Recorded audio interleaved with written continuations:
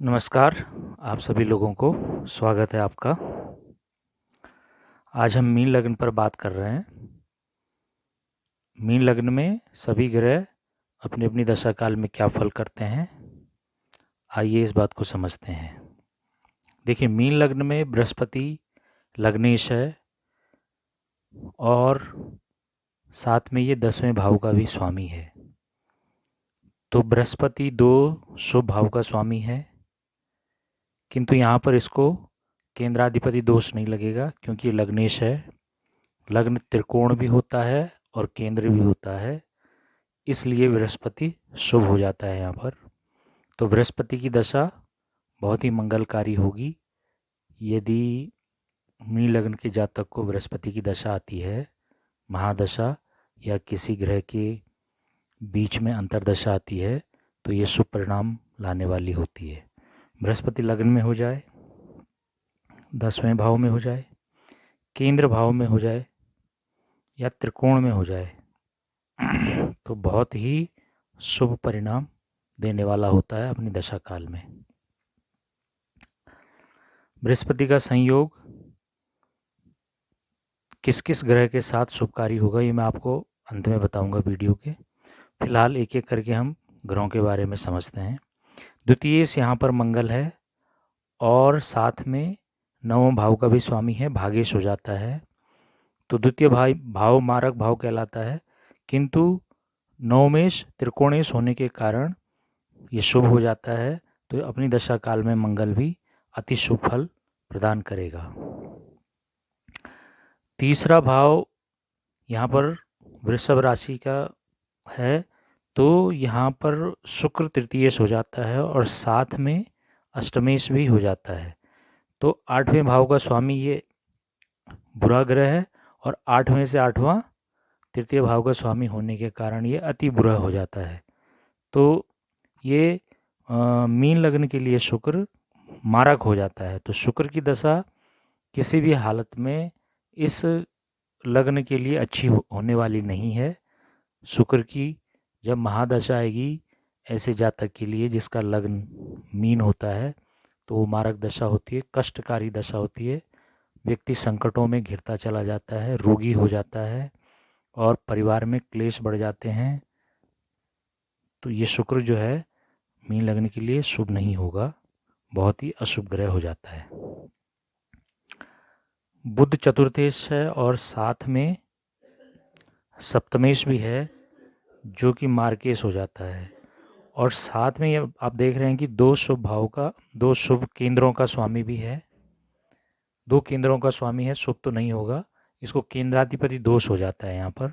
तो इसकी दशा भी व्यक्ति को कष्टकारी ही रहने वाली है यदि मीन लग्न वाले के लिए इसकी दशा आती है तो।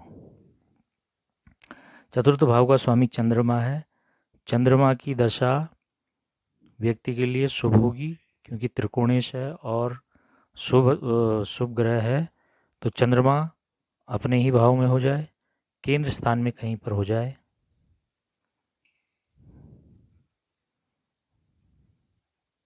लाभ स्थान में हो जाए,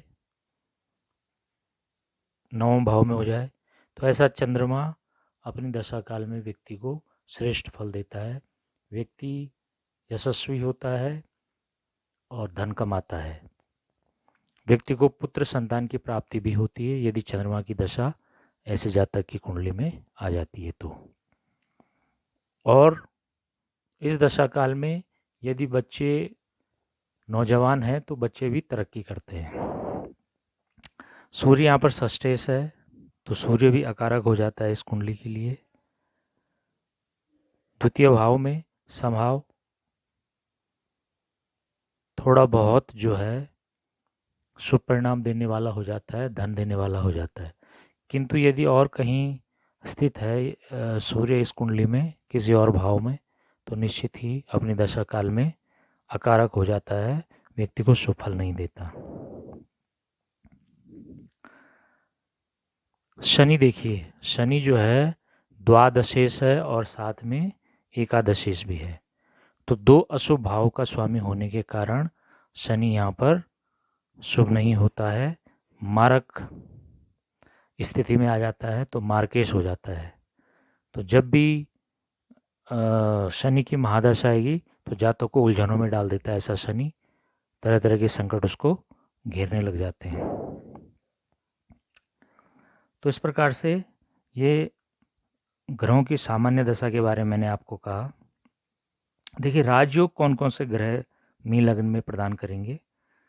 बृहस्पति का यदि चंद्रमा के साथ संयोग हो जाता है, अन्योन्याश्रित संयोग हो या दोनों की युति लाभ स्थान में, केंद्र स्थान में, त्रिकोण भावों में हो जाती है, तो ये अपनी दशा अंतरदशा में निश्चित ही अच्छा फल देते हैं।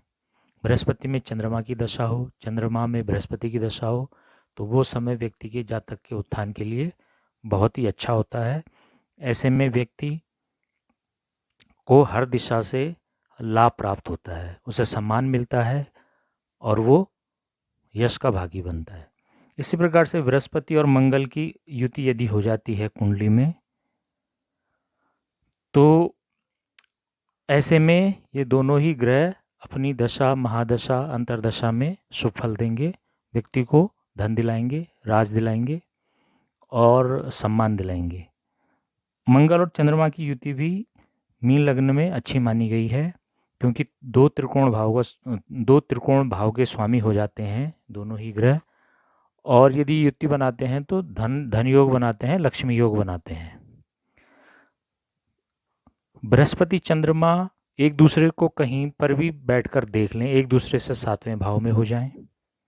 बृहस्पति और मंगल भी यदि एक दूसरे से 7वें भाव में हों और मंगल चंद्रमा भी यदि एक दूसरे से 7वें भाव में हो, तो ये शुभ स्थिति होती है। ऐसे दशा काल में भी व्यक्ति को उन्नति मिलती है और व्यक्ति चतुर्दिक लाभ प्राप्त करता है। धनियों के लिए देखिए शनि यदि यहाँ पर स्थित है तो ये शनि जातक को थोड़ा बहुत धन अवश्य दिलाता है, क्योंकि लाभ स्थान में लाभेश है, तो जीवन यापन व्यक्ति का हो जाता है। और यदि दशा आ जाए तो व्यक्ति धन कमा लेता है, अपने जीवन लायक धन उसको, यानी कि जिसे कहते हैं अर्न टू लिव जो है, इतना धन उसको मिल जाता है। मंगल यहाँ पर स्थित हो तो व्यक्ति के लिए धन के लिए बहुत ही अच्छी स्थिति हो जाती है, व्यक्ति धन अवश्य कमाता है। शनि मंगल की युति हो जाए लाभ स्थान में तो ये धन के लिए उत्तम युति है, क्योंकि देखिए यहाँ पर मंगल उच्च का है धनेश होकर के और शनि स्वग्रही है, तो ऐसे में जातक निश्चित ही धन अवश्य कमाएगा।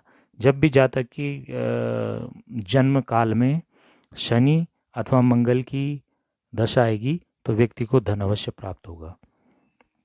तो मीन लग्न में हमने जाना विभिन्न ग्रहों की स्थिति के बारे में और उनकी ग्रह दशाओं में व्यक्ति को कैसा फल मिलेगा। चैनल को सब्सक्राइब कीजिएगा। धन्यवाद।